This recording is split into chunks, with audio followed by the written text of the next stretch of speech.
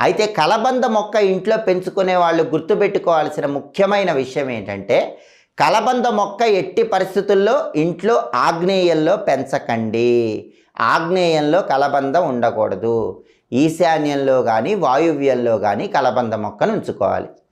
అలాగే కలబంద గుజ్జు తీసి శుక్రవారం పూట శ్రీ మహాలక్ష్మీదేవికి ఆ గుజ్జు నివేదన చేసి ఆ తర్వాత ఆ గుజ్జుని నీళ్లలో కలుపుకొని మీరు స్నానం చేస్తే భయంకరమైనటువంటి దరిద్రాలన్నీ పోతాయి. అష్టదరిద్రాలు పోయి అష్టైశ్వర్యాలు కలగాలంటే శుక్రవారం ఒక అద్భుతమైన పరిహారం పాటించాలి. అదే కలబంద గుజ్జు పరిహారం.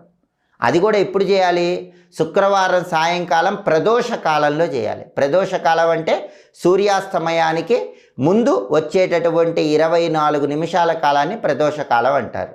ఆ ప్రదోష కాలంలో మీరేం చేయాలి? కలబంద గుజ్జు తీసుకోవాలి.